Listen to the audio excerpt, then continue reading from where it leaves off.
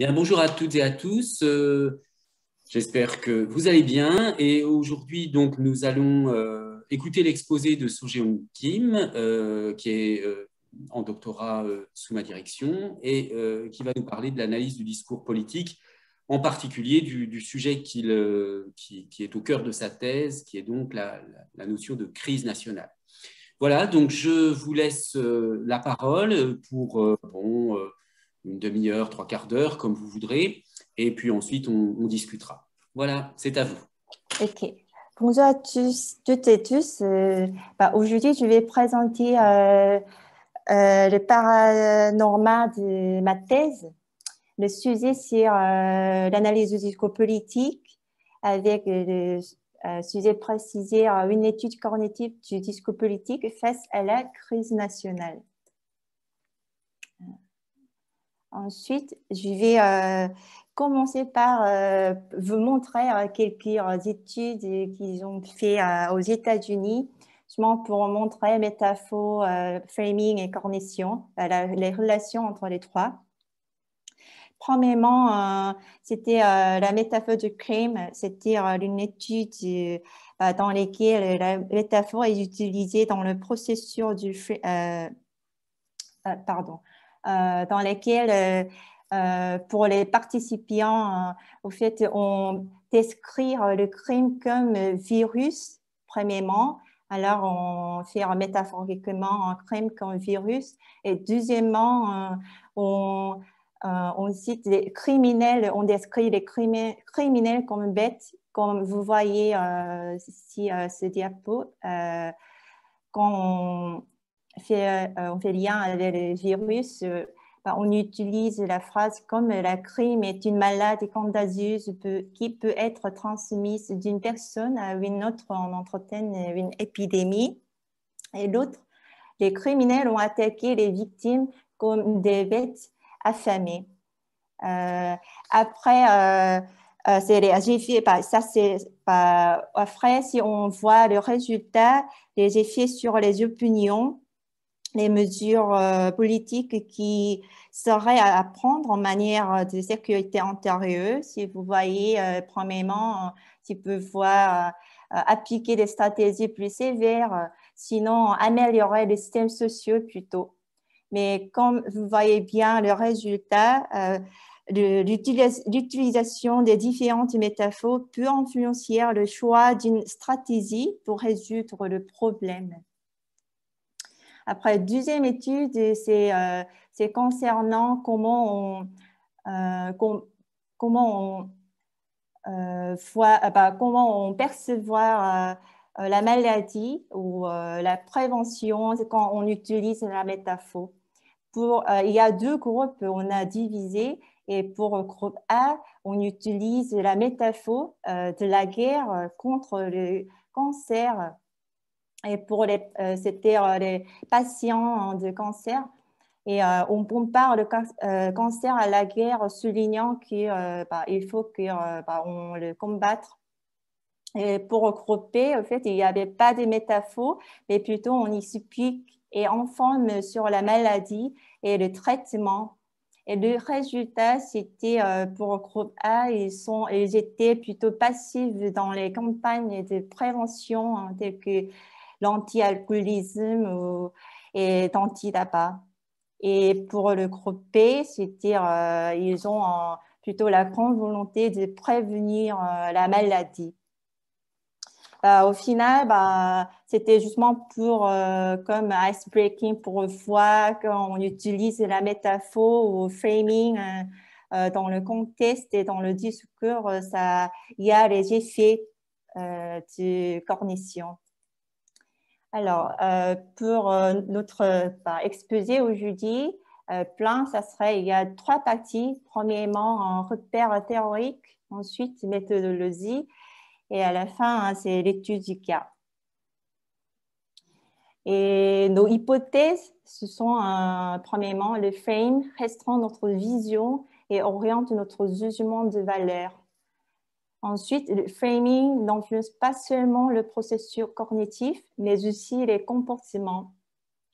Troisièmement, les frames dans le discours politique impliquent l'idéologie. Et notre objectif de cette étude, ce serait d'examiner les expressions métaphoriques dans le discours politique à partir des idées de Lakoff et de la linguistique cognitive au-delà du niveau conceptuel. Ensuite, vérifier les rapports étroits entre la stratégie politique et le framing dans le discours politique, en montrant que la recomposition du frame permet d'avoir une distance critique sur l'événement. Et puis, justifier et approfondir l'apport de la linguistique cognitive pour l'analyse du discours. Enfin, on propose un modèle cognitif général par une étude comparative comme c'est COVID-19. Alors, dans la première partie repères théoriques, je présente ici si on voit, il y a deux parties dans la première partie déjà. Il y a langage et cognition et ensuite analyse du discours.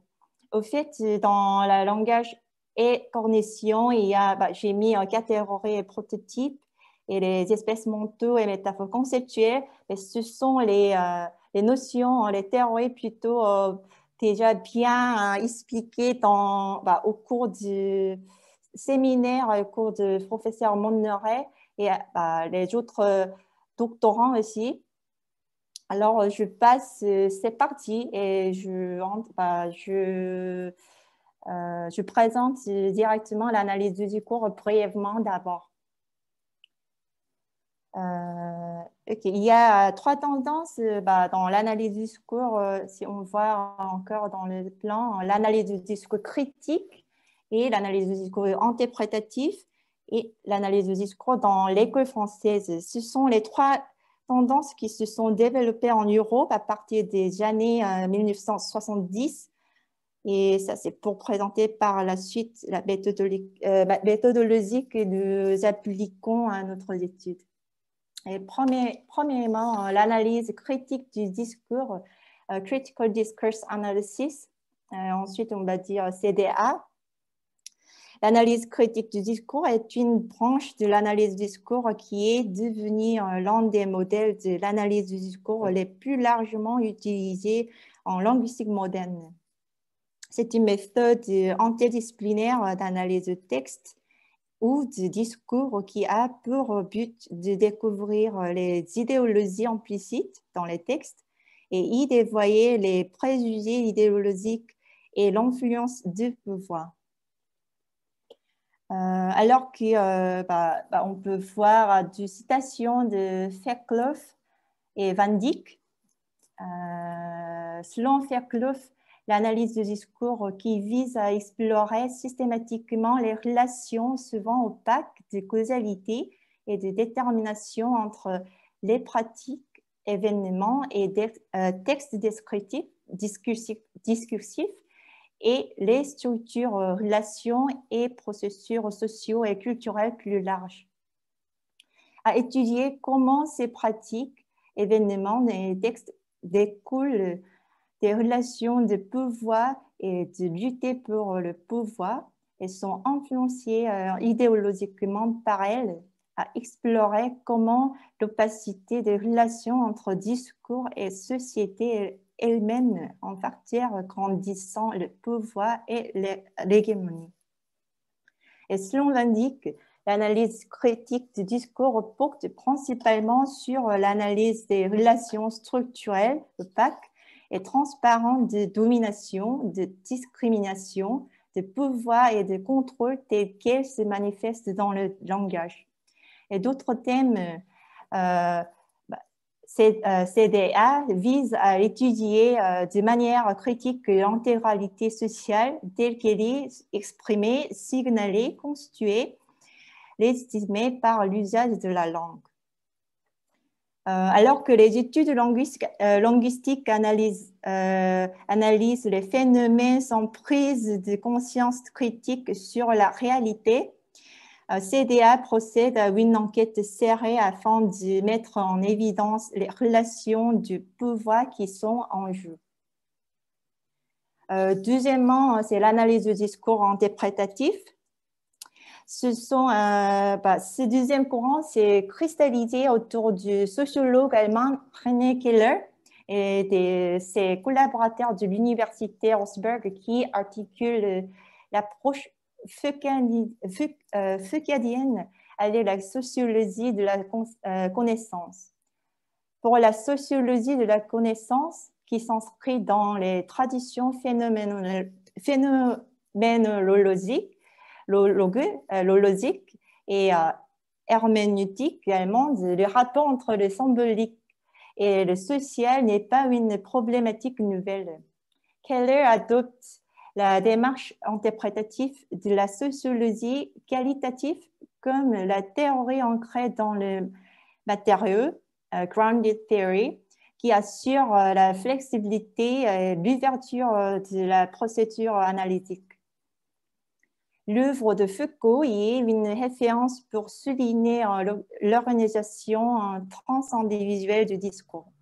Si Keller et ses collaborateurs privilégient les bases de la compréhension commune dans l'échange discursif, ils entendent par discours le stock de savoir collectif que les acteurs mobilisent dans le modèle vécu, le sens ou savoir que l'analyste reconstruit dans un acte de compréhension. À la différence des approches plus linguistiques, la forme s'efface derrière le sens qu'elle porte pour les autres sociaux.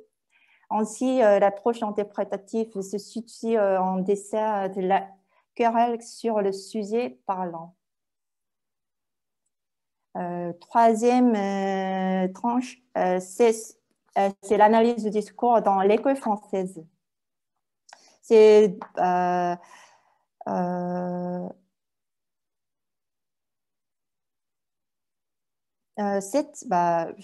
vais présenter un petit peu avant. Cette école française, au sens strict, a été marginalisée par le développement de nouvelles conceptions de la discursivité, le reflux du marxisme et la perte par la psychanalyse de sa position hégémonique.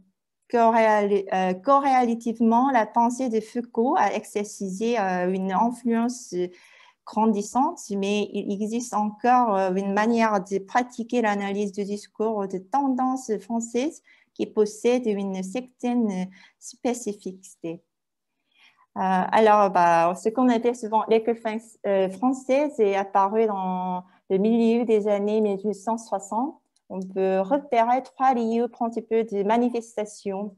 Le département de linguistique de l'Université Paris 10 Nanterre, alors dirigé par Jean Dubois, le Centre de lexicométrie politique de l'École normale supérieure de Saint-Cloud, qui entendait mettre l'informatique au service de l'étude du vocabulaire politique, et l'entreprise d'analyse automatique du discours animée par M. Fezou au laboratoire de psychologie sociale de l'Université Paris 7, qui, dans une perspective marxiste, s'appuyait aussi sur l'informatique. Et en 1969, la revue Langage a publié un numéro intitulé « L'analyse du discours » et Michel Fezou, son analyse automatique du discours. Il ne s'agit en aucun cas d'une école, mais de l'entrecroisement d'un certain nombre de références théoriques, de préopposés et de gestes méthodologiques. Parmi ces traits, nous pouvons en isoler 5, mais sans prétendre que la totalité des recherches menées en France s'inscrivent dans cette horizon. Ce sont 5, ce seraient les corpus conscients, la matérialité linguistique, la primauté de l'interdiscours, l'énonciation et l'hégénéité énonciative. Ensuite, avant d'aborder la question de la méthodologie, on va présenter brièvement le concept général de frame. Selon Goffman, le frame se définit comme un chemin d'interprétation permettant aux individus de repérer, percevoir, identifier et nommer des occurrences, des événements au sein de l'espèce dans lequel ils vivent et dans le monde en général. Prenons maintenant un exemple très simple pour illustrer le framing en cône. Le cône est une figure transdimensionnelle, comme vous voyez en orange. Et selon les langues, c'est-à-dire selon les langues, on peut figurer comme il y a des figures planes, soit triangles, soit cercles. Alors qu'il se voit en deux figures possibles de 2 dimensions. Après, le processus de framing consiste dans le domaine du langage à sélectionner quelques aspects d'une réalité perçue et à les rendre plus importants dans un texte de communication de façon à promouvoir une définition spécifique d'un problème, d'une interprétation causale, une évaluation morale et ou recommandation de traitement. Donc, le framing est inhérent au processus de construction de la réalité. C'est appliqué au monde de l'information dans les médias qui ne peuvent pas être de simples miroirs de la réalité et qui opèrent des sélections et des façons de raconter l'actualité. Un angle ou une trame narrative définie par framing, ce qui peut transformer en incident en événement digne d'attention et en information à obtenir. Pour la deuxième partie, méthodologie, on va regarder les théories de frame. Et on a 3 parties, j'ai retiré, le frame chez Goffman et chez Minsky, le frame de Fillmore et le frame net. Et enfin, le frame chez Lakoff, qui nous avons appliqué principalement sur notre étude. Alors, le frame chez Goffman. Le sociologue Irving Goffman étant des premiers promoteurs du thème frame qu'il emploie pour désigner un principe d'organisation, de sélection et de mise en rapport d'éléments de l'expérience permettant d'interpréter ce qui se passe. What is it that's going on here en anglais. C'est principalement ce sens de frame que Lakoff, qui connaît Goffman depuis ses premiers travaux, semble avoir à l'esprit quand il discute des idéologies contenues dans des systèmes métaphoriques et de la propagande politique. Le point fondamental de l'analyse du frame est donc que ceci ont une double dimension selon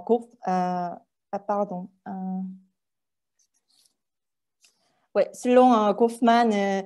Le point fondamental de l'analyse des frames est donc que ceci ont une double dimension, une dimension cognitive, quel sens, et une dimension opératoire, quel engagement, c'est-à-dire quel rapport à autrui, à soi-même et aux qualités requises dans l'action, permettent-elles une distribution de l'attention entre action principale et action périphérique.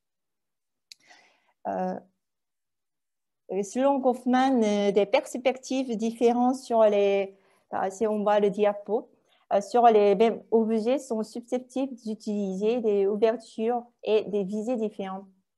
Il est clair que les descriptions rétrospectives d'un même événement ou d'une même circonstance sociale peuvent diverger considérablement et que le rôle de chacun dans une activité le conduit à se faire sa propre idée de ce type d'activité.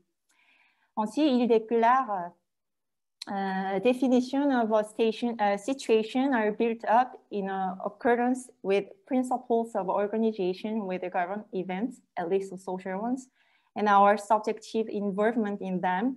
Frame is the word to refer to such of these basis elements. Et ensuite, le frame chez Minsky Marvin Minsky est un scientifique américain qui a travaillé dans le domaine des sciences cognitives, notamment de l'intelligence artificielle. Et dans les années 70, il s'est appuyé sur les frames, un formalisme de représentation des connaissances qui s'inspire des approches dites sémantiques développées à partir du début des années 70 en lien avec la psychologie cognitive.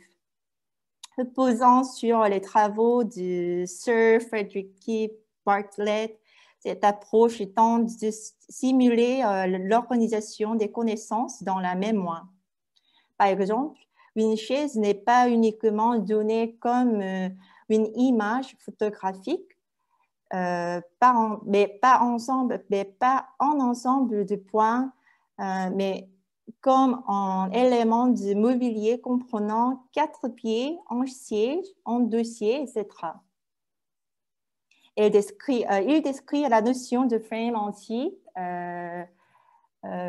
comme vous voyez, when one encounters a new situation or makes a substantial change in one's view of a problem, one selects from memory a structure called a frame. This is remembered framework to be adapted to fit reality by changing details as necessary.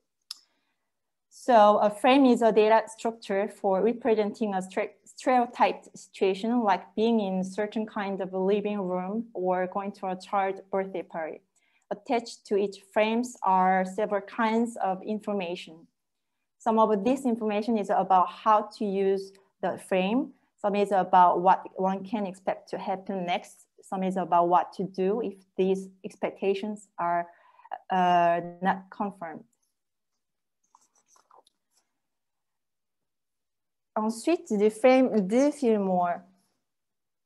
Charles Fillmore est un linguiste américain qui a eu une influence considérable dans les domaines de la syntaxe et de la sémantique lexicale. Il a été l'un des fondateurs de la linguistique cognitive et il a développé les théories de la grammaire des cas, case grammar, et de la sémantique des frames, frame semantics. Fillmore prétend ajouter à la description de la grammaire et du lexique une description des frames cognitifs et intentionnels en fonction desquels l'utilisateur d'une langue interprète, excusez-moi, oui, l'utilisation d'une langue interprète. Et selon Fillmore, il a expliqué, il a déclaré comme premièrement la signification des mots peut, puisqu'on avons l'habitude de le penser, dépendre d'expériences. Autrement dit, les contextes dans lesquels nous avons expérimenté les objets, propriétés ou sentiments qui fournissent la base perceptuelle expérimentale de notre connaissance de la signification d'un mot ou d'une phrase ou de la catégorie grammaticale peuvent être des parties inséparables de ces expériences. Et deuxièmement, pour prévoir quelque chose ou en atteindre ce qui est au moins nécessaire, il faut avoir en mémoire un répertoire de prototypes. L'acte de perception ou de conception étant de connaître de quelle manière un objet peut être vu comme une instance de l'un ou de l'autre de ces prototypes.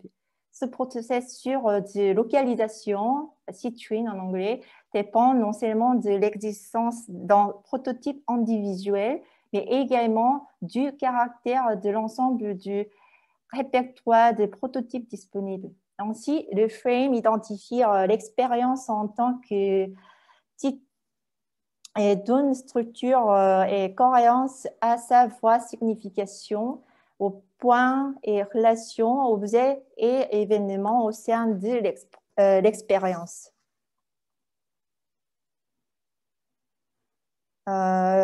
Par ailleurs, il propose aussi, il y a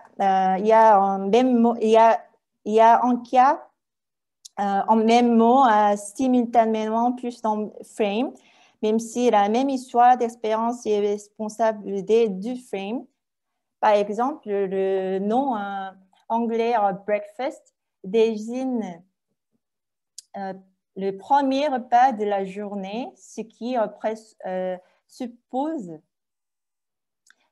présuppose une communauté dans laquelle plus d'un repas est mangé par jour et dont l'on est mangé peu de temps après la fin du sommeil nocturne. Alors, en premier lieu, le mot est associé à un frame complexe composé de frames de division de la journée et division de la journée et d'un frame de type de repas, mettant au premier plan le premier repas de la journée. Et ensuite, le même mot, mais également associé à une combinaison familière, particulièrement d'aliments typiquement consommés au petit déjeuner. En Amérique, il s'agit le plus souvent d'œufs cuits et de pain grillé, et en France, croissants et pain au chocolat, etc. Et c'est ce frame qui nous permet de comprendre en panneau, en café, disant le petit déjeuner est servi toute la journée. En bref, un repas peut satisfaire au prototype du petit déjeuner d'une manière mérite toujours son nom. Ouais. Après 23 ans à l'Université de Californie à Berkeley, Phil Moore a rejoint l'Institut international des sciences informatiques de Berkeley en 1994 et il a démarré un projet appelé FrameNet. FrameNet est un projet qui produit une ressource électronique basée sur une théorie de la signification appelée sémantique de frame semantics. C'est une application en ligne mettant en œuvre l'idée de réunir des exemples de phrases de corpus. Et les données sont rassemblées à partir du British National Corpus, annotées en termes de relations sémantiques et syntaxiques, et stockées dans une base de données organisée à la fois par entrée lexicale et par frame. Alors, l'hypothèse de FrameNet, c'est les gens comprendre les choses par l'opération, par performer l'opération mentale qu'on connaissait déjà.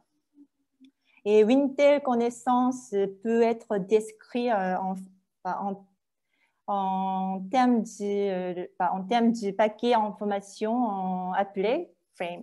Et ici, vous voyez comment le base de travail de FrameNet. Si vous voulez voir plus loin les travaux de FrameNet, vous pouvez en citer le lien ici. Et après, le base de données de FrameNet, ça peut être construit comme ceci. Quand tu vois ici framing, c'est défini comme frames are the cognitive schemata that underlies the meanings of the word that evoke them. Son but, alors le but de FrameNet est de définir des frames et d'annoter des phrases pour montrer comment l'élément de frame convient syntaxiquement autour d'un mot et qui évoque le frame. Et si on demande à quoi sert cette annotation de FrameNet, premièrement, c'est pour purement l'objet des travaux lexicographiques.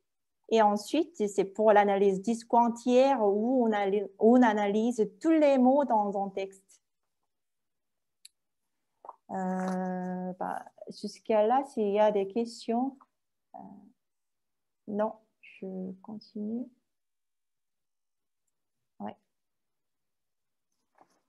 Ouais, ensuite, le frame chez Lakoff. Lakoff a présenté sa conception du frame à partir de la théorie de la métaphore conceptuelle pour analyser la situation politique aux États-Unis. Selon Lakoff, je vous présente deux ouvrages qui montre bien ses idées et qui montre bien pourquoi c'est si important de parler de frame dans le discours politique. Ensuite, dans Don't Think of an Elephant, il dit You can see or hear frames. They are part of what we cognitive scientists call the cognitive unconscious structures in our brains that we cannot consciously assess, but know by their conscious. What we call common sense is a matter of unconscious, automatic, effortless inference that follow from our unconscious frames. We also know frames through language. All words are defined relative to conceptual frame. When you hear a word, its frame is activated in your brain. Even when you negate a frame, you activate the frame. When you hear a word, its frame is activated in your... j'ai répété. If I tell you, don't think of an elephant, you will think of an elephant. Et deuxième ouvrage, The Thinking Point. Au fait, je dirais que c'est un ouvrage plutôt, on peut considérer comme manuel de l'analyse discours avec le frame dans le discours politique. Et ici, il est bien défini. Frames are the mental structures that allow human beings to understand reality and sometimes to create what we take to be reality. Frames facilitate our most basic interactions with the world. They structure our ideas and concepts. They shape the way we reason, and they even impact how we perceive and how we act. For the most part, our use of frame is unconscious and automatic. We use them without realizing it. Et pour le framing, pour présenter le frame dans le discours politique, je veux présenter la notion principale dans le discours politique chez Lakoff. C'est The Nation as a Family, la nation en tant que famille. Alors, ici, il déclare « Notre première expérience en famille nous permet de discerner naturellement la nation comme famille à l'origine de la métaphore conceptuelle The Nation as Family. C'est une découverte empirique sur la façon dont les gens pensent à la politique. » Suivant, vous pouvez lire facilement, un peu rapidement. Et dans la notion en tant que famille, il y a deux modèles qu'on propose. Premier, le modèle parent-nourricier, en anglais, the nurture to parent model. C'est une vision du monde des parents et c'est la vision du monde des parents qui sont neutres quant au genre. C'est pas père ou mère, c'est plutôt comme on désigne comme parents. Et là, les deux parents sont également responsables de l'éducation de l'enfant. Et l'hypothèse est que les enfants naissent bien et peuvent être améliorés. Le monde peut devenir un lieu d'affaires de notre travail consiste à y travailler. Et ici, à la fin du deuxième paragraphe, les parents nourriciers sont autorisés sans être autoritaires et l'obéissance découle de l'amour et non de la peur du châtiment. Si on regarde le modèle père strict, ici déjà c'est le père. Et en composant la vision du monde du père strict est ainsi nommé car selon ses propres croyances, le père est le chef de la famille. Ce modèle commence par une série d'hypothèses, le monde est un endroit dangereux et il le sera toujours car il y a du mal dans le monde. Le monde est également difficile car il est compétitif, il y aura toujours des gagnants et des perdants. Et dans ce modèle, dans le deuxième paragraphe, ce qu'il faut, c'est un père fort et strict qui peut protéger la famille dans un monde dangereux, tenir la famille dans un monde difficile et enseigner à ses enfants à faire la différence entre le bien et le mal. Et la différence entre le modèle parent nourrissant et l'obéissance est requise de l'enfant car le père strict est une autorité morale qui sait distinguer le bien du mal. Et ensuite,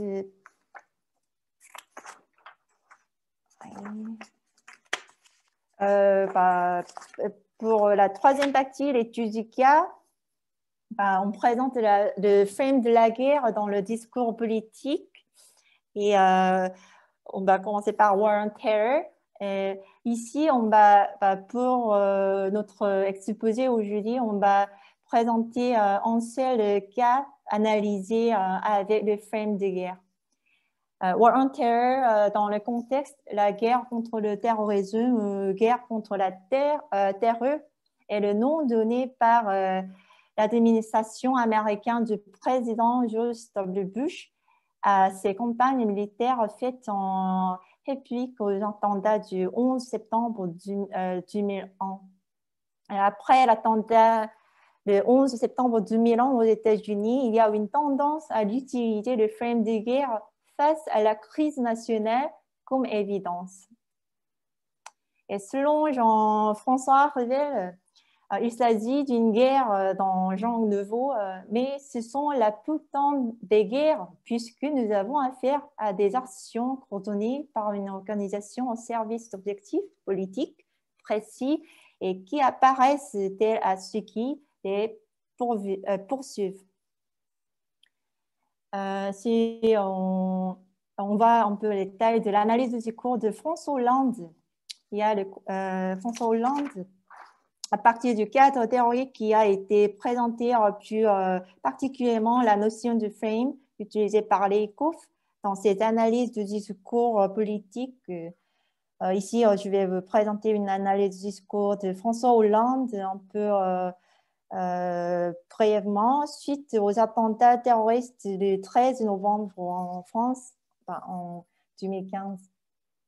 Contexte, c'est dans le contexte, le 7 janvier 2015 à Paris, une attaque terroriste islamiste est perpétrée contre le journaliste satirique Charlie Hebdo le jour de la sortie de publication du numéro 1177 qui est affiché à la une caricature de Michel Houellebecq autour du roman Soumission qui imagine une France musulmane.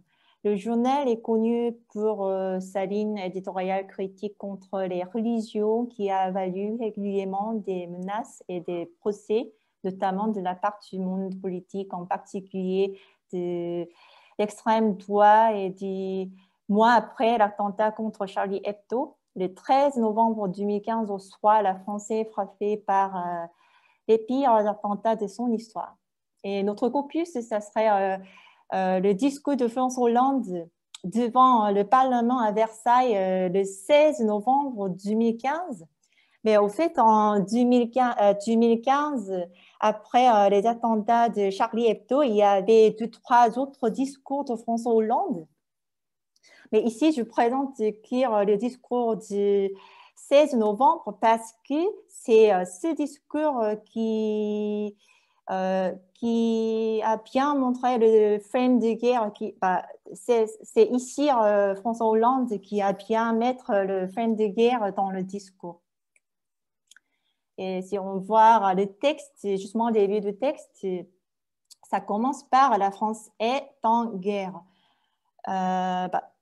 Pas toujours le frame est évoqué par le mot soi-même comme le frame de la guerre. Alors, il y a aussi le mot guerre, lexique guerre. Mais au fait, dans ce frame, dans ce discours, c'était le mot guerre soi-même qui évoque le frame de la guerre. Et après, dans le frame de la guerre, on commence à catégoriser. Et il y a le modèle on propose le modèle cognitif du conflit pour catégoriser ce frame. Dans le modèle cognitif du conflit, il y a toujours de forces antagonistes. Et comme vous voyez, il y a 4 types de forces antagonistes. Et pour le frame de la guerre, on peut considérer comme type 1 affrontement ou confrontation.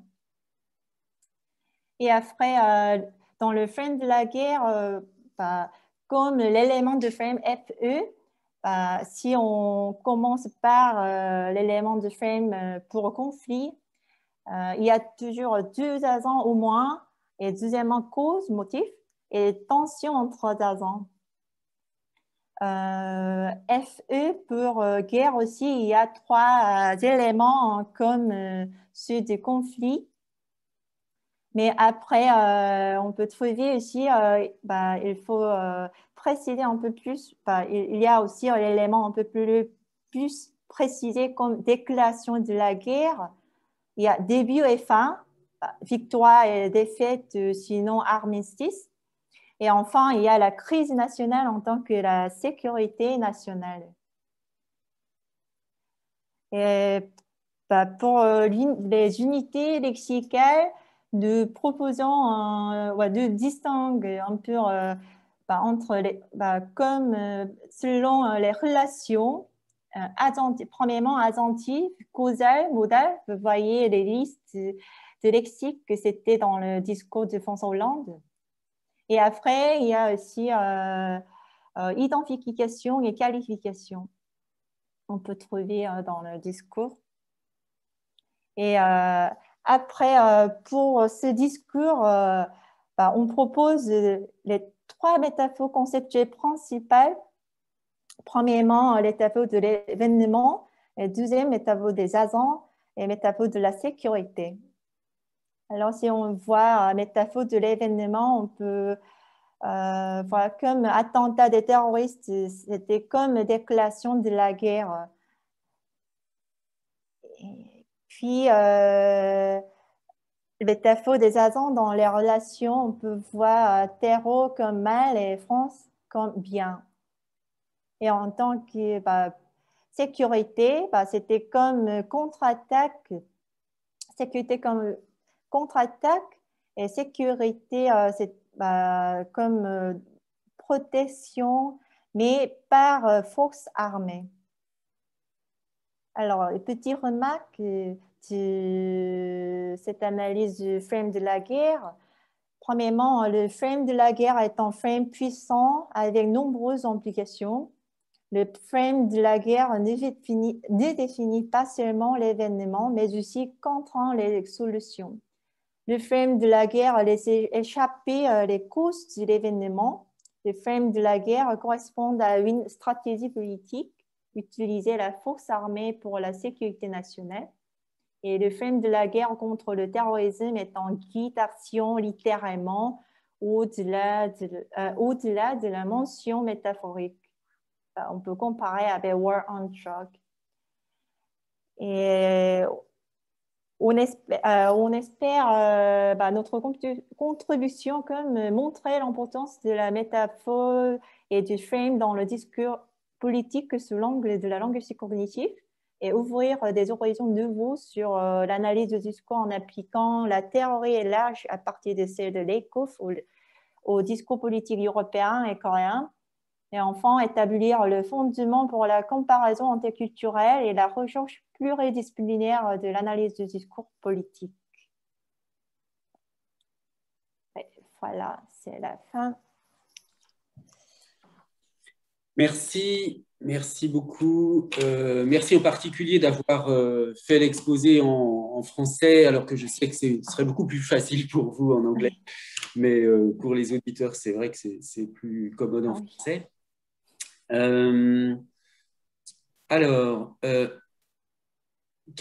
avant de laisser la parole pour les questions, quelques petites remarques, parce que pour vous, c'est peut-être évident, mais en fait, pour les auditeurs, il est possible que ça ne soit pas si évident que ça. Oui. Il faut enlever le partage d'écran, peut-être. Ah oui.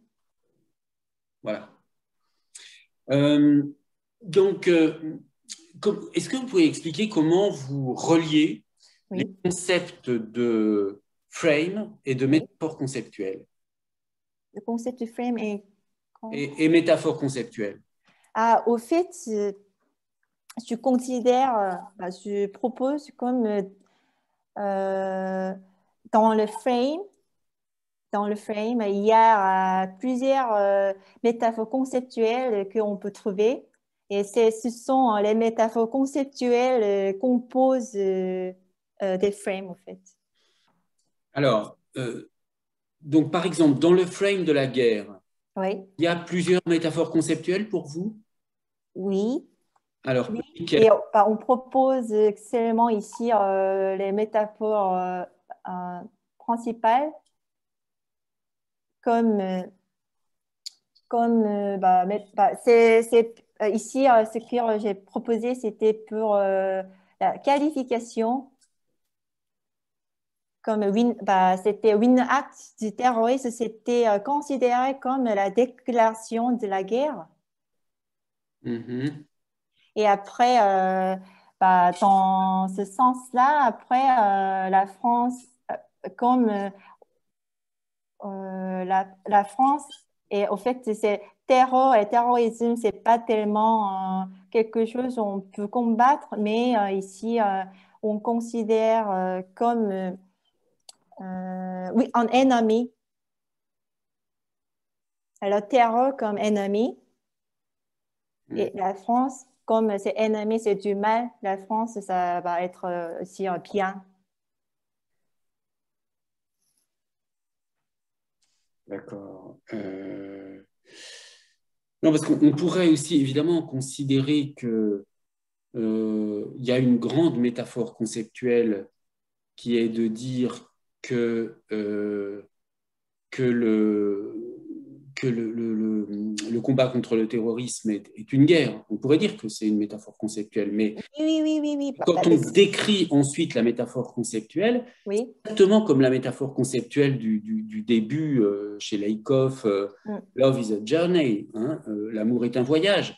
Et simplement, quand on décrit ensuite la métaphore conceptuelle, on tombe sur un frame, puisque quand Lakoff décrit l'amour comme un voyage, Oui. il est obligé de dire bah, ce voyage, il a un point de départ, une destination, il y a un véhicule, etc. Donc c'est là, en fait, quand on décrit le détail d'une métaphore conceptuelle, on obtient un frame. Puisque, si vous voulez, moi, ce que je dirais à ce moment-là, c'est plutôt qu'on a... Oui, oui, c'est pour ça que j'ai dit les métaphores conceptuelles composent des frames ou constituent des frames Oui, c'est dans ça, ce voilà, sens-là. Oui, oui, c'est ça. c'est ça, dans ce sens-là, d'accord. Ouais. Donc, on a la métaphore conceptuelle de la guerre, Oui, métaphore conceptuelle, oui. un frame, si on la décrit, on décrit un frame avec donc les frame elements, les éléments du frame qui composent la guerre, c'est-à-dire il y a des armes, il y a voilà, un attaquant, enfin bref, etc. Donc d'accord, oui, oui c'est un point qui n'est pas toujours très très clair chez Lakoff. En fait, on passe de frame à métaphore conceptuelle comme ça, Ah oui, oui, mais au la même fait, chose. on appelle, on nomme comme frame et framing. Mhm. À mon avis, au fait, si on considère comme métaphore conceptuelle, au fait, ça donne aussi une vision particulière, mais quand même, qu'on donne, qu'on appelle, on décrit comme framing et frame, Mhm. on veut souligner plutôt les aspects qui sont ensuite, qui sont plutôt un peu négligés par ce Mhm. frame. Oui, oui, Vous tout à fait voyez? d'accord. Non, non, mais de toute façon, bon, c'est vrai que c'est juste un point de détail théorique qu'il faudra bien être clair sur ce point-là dans la thèse, puisque, Oui. en tout cas chez Lakoff, puisque c'est quand même votre auteur de référence, on a quand même un développement du concept de métaphore conceptuelle bien avant l'utilisation du concept de frame, hein, ça arrive plus tard Ouais. dans sa carrière. Enfin bon, non, mais c'est vrai que ça revient plus ou moins au même, hein, mais c'est pas Oui, oui. la même façon de décrire les choses. Une question que je me posais en vous écoutant, vous n'avez pas choisi aujourd'hui là, de parler du virus, mais il y a aussi la guerre contre le coronavirus. Oui, je ne vais pas choisir Oui, cette oui, analyse parce que ça n'a pas encore bien avancé oui, pour oui. montrer le résultat.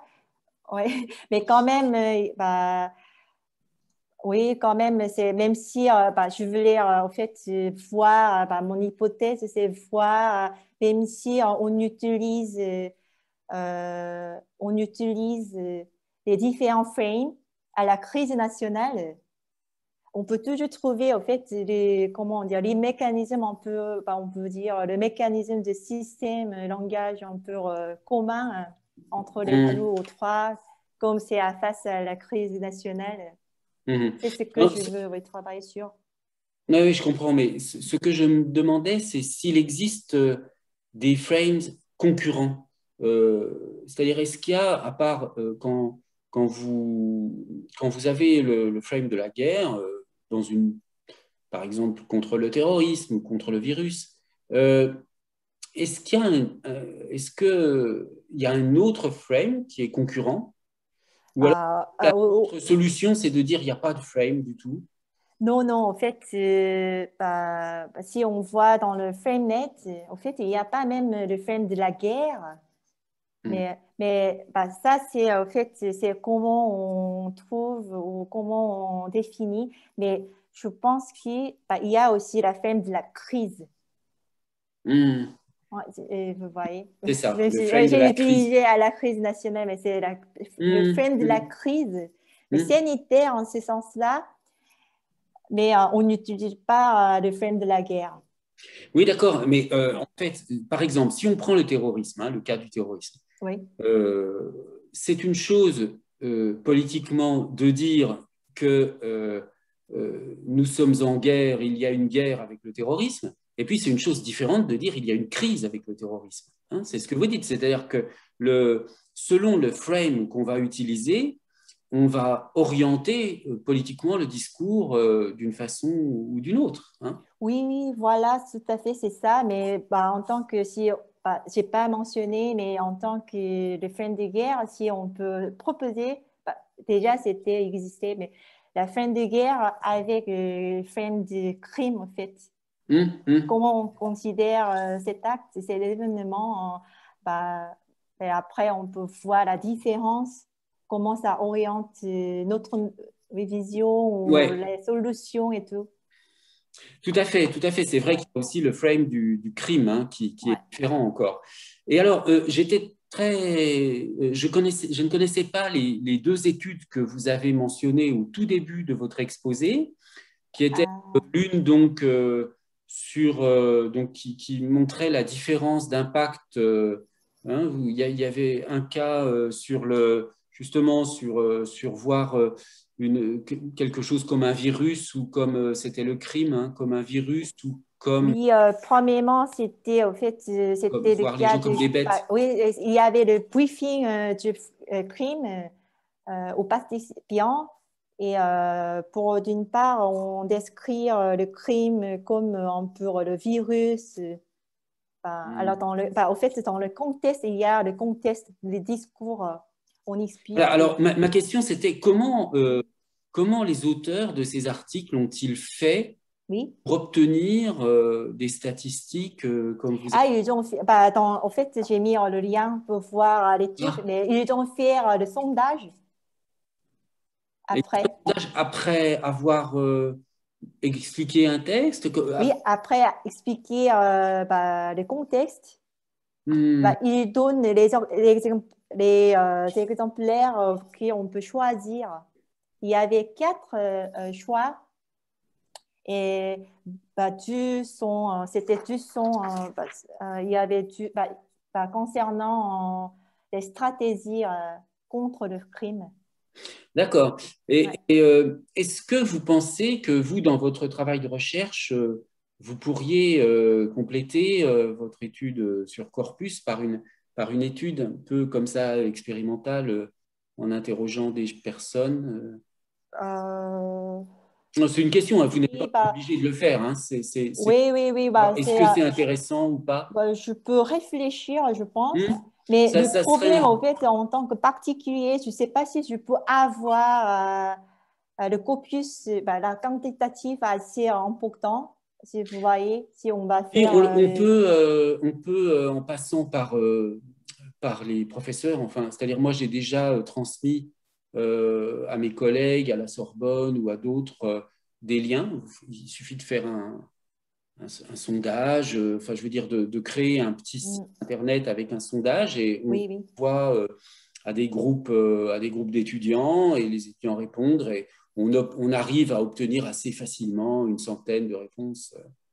Oui, ça serait intéressant, Ça mais pourrait être intéressant. Enfin voilà, oui, oui, oui. ça me fait penser. Parce que ce type d'étude est quand même assez impressionnant, enfin, à condition qu'elle soit faite d'une manière sérieuse, hein, mais c'est quand même assez impressionnant de voir comme ça l'impact sur l'opinion, l'impact direct que peuvent avoir les frames, quoi. Voilà. Alors, est-ce qu'il y a des questions? Non. Bon, très bien. Alors, écoutez, on reparlera de toute façon Ouais, en détail techniquement tous les deux du oui, sujet, hein. En tout cas, je vous remercie beaucoup de votre exposé, de l'effort que vous avez fait de le faire aussi bien que possible. Vous m'enverrez, vous penserez à m'envoyer le diapositive, oui. hein. Très bien. Et alors, pour conclure la séance d'aujourd'hui, je voulais dire à celles et ceux qui font un mémoire avec moi que la semaine prochaine, donc, j'ai organisé une séance uniquement pour discuter de l'évaluation du mémoire, etc. Donc, il n'y aura pas d'exposé. Ce sera simplement une séance donc, où on fera le point, hein, sur tous vos travaux personnels en rapport avec ce cours et aussi pour les étudiants qui ont leur mémoire sous ma direction. Donc, on fera un point collectif et je prendrai éventuellement des rendez-vous individuels avec chacun d'entre vous, chacune d'entre vous, pour approfondir, hein. Voilà, mais je préfère qu'on fasse ça dans une autre séance, indépendamment des exposés de recherche qui ont une autre perspective. Voilà, alors... Excusez-moi, monsieur. oui, je vous en prie, allez-y. En fait, je me demandais là, en écoutant l'exposé, si on pouvait pas faire un lien en fait entre ce qui est appelé frame, donc moi je connaissais pas du tout cette notion, et ce qu'on appelle l'isotopie finalement. Est-ce que l'isotopie, Alors, enfin, pour non, moi, c'est pas la même chose. ce cours et le frame, ce serait plutôt en lien avec la cognition, c'est ça? Oui, non, ce sont quand même vraiment deux concepts complètement différents. L'isotopie, c'est simplement, si vous voulez, d'abord, c'est une notion qui n'est pas du tout cognitive, qui est plutôt structurale, hein, qui vient de la linguistique plutôt structurale, et qui repère des récurrences sémantiques apparaissant dans des termes, mais qui sont assez éloignés enfin, qui peuvent être dans un texte relativement éloignés les uns des autres. Et bon, bref, ça dessine, une isotopie, ça dessine une espèce de thématique, etc. Le frame est un concept quand même beaucoup plus restreint, plus précis. Alors, un des exemples classiques, bon, Sojeong a donné l'exemple du petit déjeuner. Il y a un autre exemple tout à fait classique qui est le frame de l'hôpital, hein. Euh, si vous voulez, l'idée, c'est qu'il y a un frame de l'hôpital, c'est-à-dire qu'il y a une espèce de scénario prototypique. Quand vous parlez d'un hôpital, il y a forcément des médecins, des infirmiers, des scalpels. Donc, les chirurgiens utilisent des scalpels pour les malades. Bref, il y a toute une série de scénarios, hein, et ce sont ces scénarios qu'on appelle des frames. Et l'idée à la fois de Lakoff, de Fillmore, etc., c'est que quand on connaître vraiment, enfin, je veux dire, l'enracinement, si on peut dire, cognitif d'un mot comme chirurgien, par exemple, la connaissance du mot chirurgien ou le fait d'entendre le mot chirurgien fait surgir dans votre esprit tout le frame, dans le frame de l'hôpital dans lequel s'inscrit le chirurgien. Donc, quand vous voyez, donc autrement dit, quand vous pensez chirurgien, vous pensez scalpel, vous pensez infirmière, vous pensez hall d'hôpital, enfin bref, c'est ça l'idée. Hein. Vous voyez, c'est quand même assez différent de l'idée de l'isotopie, parce qu'on a plutôt une sorte de réseau ou de contiguïté en réalité. Hein. C'est un réseau associatif par contiguïté de ce qui va ensemble. Hein, voilà. Le concept de train s'inscrit dans un frame dans lequel il y a des rails, une gare, des passagers qui attendent, des quais, etc. Et tout ça, ça forme un frame. Donc, quand on cadre le débat sur, enfin, je sais pas moi, la lutte contre le virus, contre le coronavirus en termes de guerre, ça implique tout le frame de la guerre. C'est-à-dire, il y a des ennemis, il y a des armes pour le combattre, il y a des combattants, etc. Et par exemple, dire parmi les gens qui ont pris la parole contre, enfin, parce qu'il y a eu des discours, hein, pour refuser l'utilisation de la métaphore de la guerre, parce que dans le langage courant du journalistique, si vous voulez, on va dire plutôt, on ne va pas dire le frame de la guerre, on va dire la métaphore de la guerre, dans un sens d'ailleurs tout à fait classique. Hein. Et les gens qui refusent la métaphore de la guerre, par exemple, parmi leurs arguments, c'est de dire, ben oui, si on utilise la métaphore de la guerre, on va considérer que les médecins sont des combattants, sont des héros de guerre. Bon, alors un héros de guerre, ça ne se plaint pas parce qu'il n'y a pas assez de moyens à l'hôpital, bon, par exemple. Hein. Donc, ça construit la réalité d'une façon telle que ben, ça peut passer sous silence certains aspects de la réalité. Vous voyez, c'est un concept qui est extrêmement puissant, extrêmement pertinent dans l'analyse politique. D'accord. Est-ce qu'on pourrait dire que, donc finalement, si j'ai bien compris, c'est une sorte de scénario un peu prototypique en quelque sorte. C'est ça. Est-ce qu'il pourrait aussi, on pourrait dire qu'il pourrait, comment dire, informer le texte et que l'isotopie pourrait être une des manifestations peut-être parmi bien d'autres de ce phénomène ou est-ce qu'il y a vraiment aucun lien Non, il y a des liens, bien sûr. Hein. On peut, de toute façon, si vous voulez, si on raisonne en termes d'isotopie, tous les éléments d'un frame, hein, parce que ça s'appelle comme ça, frame element, tous les éléments constitutifs d'un frame font partie de l'isotopie. Mais je pense quand même que l'isotopie, elle va au-delà du frame. C'est-à-dire qu'il y a des liens quand même qui se font, qui vont au-delà du frame. Donc, ce qu'on pourrait dire pour établir le lien, c'est que le frame serait peut-être le noyau isotopique. Je veux dire, à partir d'une réalité, mais indépendante des textes. Et c'est pour ça que j'ai du mal à faire le rapport entre les deux, parce que, si vous voulez, les personnes du type Rastier, par exemple, ou d'autres, hein, qui défendent, qui utilisent beaucoup le concept d'isotopie, sont très... pour ne pas dire opposé, mais très méfiant à l'égard des approches cognitives. D'accord, ok. Ils voient comme des approches qui ne prennent pas en compte la spécificité des textes. Donc, au fond, la grosse différence, c'est que l'isotopie, elle est construite par un texte, alors que le frame, il est mémorisé cognitivement. C'est l'activation de frames qui sont mémorisés cognitivement indépendamment des textes et qui sont donc une façon de décrire la structuration de la mémoire linguistique des locuteurs. D'accord. Donc, en quelque sorte, en fait, le frame, si j'ai bien compris, contrairement à l'isotopie, révèle en quelque sorte, dit quelque chose peut-être de la psychologie de l'auteur ou de la cognition, en tout cas, de l'auteur, alors que l'isotopie, c'est un concept qui est, comment dire, qui peut être compris en lui-même et qui n'a pas de rapport, en fait, avec la dimension cognitive, c'est ça? C'est ça. Alors, en revanche, je rectifierai juste un petit point dans votre description, c'est pas de l'auteur, hein, c'est de n'importe qui. Oui, d'accord. Vous voyez, à partir du moment où dans un texte, on va parler d'un hôpital et que du coup, vont apparaître certains éléments du frame, bon, c'est dans la mémoire linguistique de n'importe qui, pas spécialement de l'auteur. Bon, après, il peut y avoir peut-être des frames spécifiques à un auteur.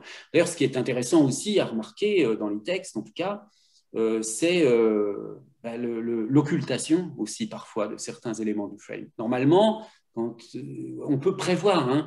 Et d'ailleurs, Sogeong l'a dit un petit peu, mais rapidement, parce qu'il y avait trop de choses à dire à propos, Sogeong, de FrameNet. Donc, les frames, ils servent aussi à décrire, par exemple, la valence des verbes. Je veux dire que le donner, le verbe donner, il y a une structure qui est à la fois une structure sémantique et une structure syntaxique, où il y a un donneur, un objet donné, un receveur. Et ça, c'est un frame. Donc, la description des frames, elle va depuis le niveau basique linguistique de décrire le schéma potentiel, si vous voulez, d'un verbe, jusqu'à décrire des actions, enfin des événements ou des réalités, mais qui sont structurées du coup. Elles sont structurées, ce n'est pas juste des liens associatifs entre des concepts. Oui, ce n'est pas juste des liens associatifs entre le concept de médecin, hôpital, brancard, scalpel, etc. C'est pas juste que ces mots sont reliés entre eux, ces mots ou ces concepts sont reliés entre eux par des liens associatifs. Les liens sont beaucoup plus précis que ça.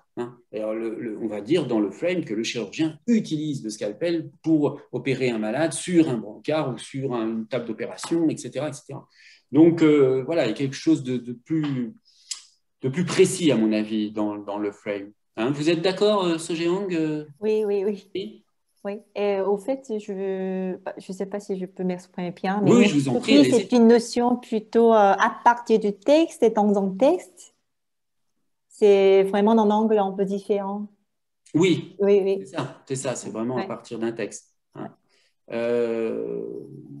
Effectivement, on a quand même, entre le point de vue de l'isotopie et le point de vue du frame, deux perspectives assez difficilement conciliables, dans la mesure où il y en a une qui considère que les faits linguistiques ne sont pas antérieurs à l'existence du texte, tandis que d'autres considèrent qu'il y a quand même une partie des choses qui est antérieure à la constitution du texte, qui est dans la cognition des sujets. D'accord, en fait, ça révèle un petit peu les frames, notre façon de percevoir le monde, en fait, de l'appréhender quelque part.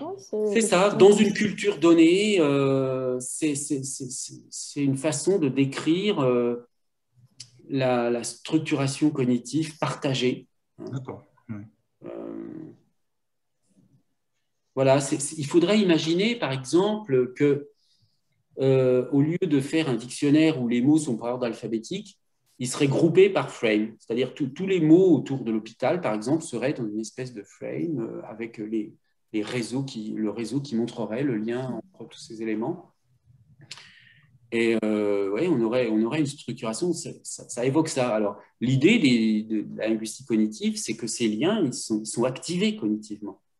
C'est-à-dire que ce que disait Lakoff à partir de Don't Think About an Elephant, c'était dans un contexte politique pour dire aux démocrates, parce que en fait Lakoff était un défenseur des démocrates, il a peut-être, on ne sait pas, mais peut-être un peu aidé à l'élection de Obama à l'époque, et son idée était de dire qu'il ne faut surtout pas reprendre les arguments de l'adversaire, parce que si vous reprenez l'argument de l'adversaire, vous évoquez le frame que veut imposer votre adversaire. Donc, il faut reframe the debate. Il faut reformuler le débat avec un autre frame. Par exemple, il ne s'agit pas de débattre sur le fait que le président doit avoir une autorité. Si vous commencez à discuter de ça, ça veut dire que vous acceptez le modèle de la nation comme une famille avec un père autoritaire. Donc, il ne faut pas discuter de l'autorité du président. À ce moment-là, il faut imposer un autre débat sur le fait que, avec l'autre possibilité de décrire la famille, nurturant family, c'est-à-dire la famille, je ne sais plus comment vous aviez traduit, nourricière, oui, c'est ça, nourricier, et dire que le rôle d'un chef d'État, c'est de faire en sorte que l'économie se porte bien, que les gens puissent manger à leur faim, etc. La question de l'autorité, on s'en fiche, c'est pas le problème. Bon. Vous voyez, donc c'était ça l'idée, et c'est l'idée que donc il y a une sorte de spontanéité. Les frames sont déclenchés automatiquement dès dès qu'ils sont activés par les mots. D'accord, ok. On voit bien toutes les dérives en fait auxquelles ça pourrait mener, même dans le champ de la politique en fait. C'est intéressant. Et Oui, puis, ouais, bien sûr. Mais c'est utilisé d'une manière, enfin, je veux dire, c'est pas formulé comme ça, mais les gens qui font de la communication politique, enfin, pour des hommes politiques ou des femmes politiques, savent très bien, je veux dire, savent utiliser ça, oui. ça intuitivement, ils le font intuitivement, sans le décrire comme ça, mais quand vous écoutez n'importe quel discours politique, vous voyez tout de suite vers quelle construction de métaphores conceptuelles ou de frames ils veulent imposer. Hein. Je veux dire que si là, en ce moment, il y a le Front National qui essaie d'imposer l'idée qu'avec la majorité actuelle, c'est le chaos. Bon, voilà. Donc, elle impose le frame du chaos. Bon, ben, ça ne sert à rien de dire mais non, il n'y a pas tant de chaos que ça, vous voyez, des trucs. Ouais. Il ne faut pas accepter du tout ce frame-là. Il faut décrire, voilà, la situation économique, etc. Si on n'est pas d'accord avec ça, hein, bien sûr. Hein, si on est d'accord, ben, on va insister sur tout ce qui est chaotique et puis on va activer le plus possible ce frame. Et puis donc le frame, il implique quoi? Il implique que le chaos, il faut lutter contre et il faut lutter contre le responsable du chaos. Donc il faut l'éliminer. Et comme c'est le président, le responsable du chaos, il faut voter pour quelqu'un d'autre, etc., etc. Vous voyez, ce sont des ficelles en fait d'une grossièreté inouïe. Enfin, c'est-à-dire que le monde politique est quand même, il faut le reconnaître. Oui, oui. Ah, oui, c'est intéressant. Oui, Ça me fait oui, penser à Orwell en plus. oui, Ça, voilà. Je veux dire, Orwell avait dit les choses d'une manière, enfin, je veux dire, qu'on redécrit d'une façon un petit peu plus technique. Et puis, mais il y avait déjà les rudiments chez cet auteur. Et aujourd'hui, si vous voulez, il n'y a pas de. Enfin, c'est très difficile, quelles que soient les mouvances. Enfin, par exemple, j'ai déjà discuté avec les étudiants dans le séminaire de Holocauste animal, hein, vous savez, les animalistes, enfin, ou les antispécistes qui essayent d'imposer le frame du génocide pour parler des abattoirs et pour lutter contre. Bon, vous voyez que la manœuvre est grossière et elle est considérée par les activistes de ce type d'association comme efficace. Hein, et donc, même si c'est un peu aberrant, même si c'est quand même pas très respectueux pour les juifs de dire ça, etc., ils s'en fichent du moment que c'est efficace pour eux. Donc, le problème du discours politique aujourd'hui, c'est que les acteurs ne reculent devant aucune facilité parce que les voies de la communication sont telles aujourd'hui que plus les choses sont énormes, plus elles circulent. Et bon, ça qui est un petit peu, qui est un peu embarrassant dans la mesure où du coup il n'y a plus grand chose d'intéressant à discuter. Alors c'est là où ça va être difficile pour Sogeong, je pense que vous allez être obligé pour l'étude de ce frame de la guerre, de regarder aussi peut-être les réactions dans la presse, les oppositions. Oui, c'est ça. Parce que si on regarde uniquement les discours, bon, ben, on va voir apparaître le frame, on va voir comment il est décrit, parce que c'est vrai que c'est facile de dire de l'extérieur, oui, c'est évident, il y a un frame de la guerre. Mais après, c'est toujours comme ça en linguistique, quand on entre dans le détail, quand on regarde les discours de près, on se rend compte que c'est jamais aussi simple que ce qu'on s'imaginait, qu'il y a des développements qu'on n'attendait pas, qu'il y a des éléments du frame qui sont surprenants, etc. etc. Mais, et donc, voilà. Mais il faut quand même réussir à complexifier un peu le problème, parce que si on prend uniquement le discours politique, si vous voulez, les argumentaires et la nature même du discours politique aujourd'hui est beaucoup trop pauvre intellectuellement pour qu'on puisse en faire quoi que ce soit. Alors, il y a une petite... Peut-on intégrer? Non, alors, il n'y a pas de... le fait de dire... Alors, sur le rapport avec le symbolisme phonétique, que le fait que A renvoie à grand, c'est pas non, on est vraiment là dans un type d'analogie différent. C'est pas de la métaphore conceptuelle, hein, puisque là, on est la métaphore conceptuelle ou les frames, ce sont des analogies homogènes, des représentations entre des représentations. Alors que ce qui caractérise le symbolisme phonétique, c'est fondamentalement que c'est une analogie hétérogène, hein, entre forme et sens. Donc, le rapport, si vous voulez, c'est qu'il y a analogie, c'est sûr. Hein. Dans les deux cas, il y a une analogie. Mais dans un cas, il y a une analogie homogène et dans l'autre, une analogie hétérogène. Dans le symbolisme phonétique, clairement, on a affaire à de l'analogie hétérogène. C'est ce que vous aviez expliqué dans votre PDF, où vous aviez expliqué analogie hétérogène et... Oui, c'est ça. C'est voilà. ça, la distinction entre analogie homogène et hétérogène. D'accord. Merci, monsieur. Très bien. Eh bien, s'il n'y a pas d'autres questions, merci encore, Sogéon. Merci à toutes et tous de votre participation à ce séminaire. Et puis, eh bien, je vous dis à la semaine prochaine pour celles et ceux d'entre vous donc, qui auraient des questions. Monsieur, je peux parler un peu après? Oui, je vous en prie. Oui, après, vous voulez qu'on discute un petit peu après? Oui. D'accord, entendu. Ouais. Très bien. Alors, eh bien, au revoir à tous et à la semaine prochaine. Merci, au revoir. Au revoir. Et au revoir. Merci beaucoup, au revoir.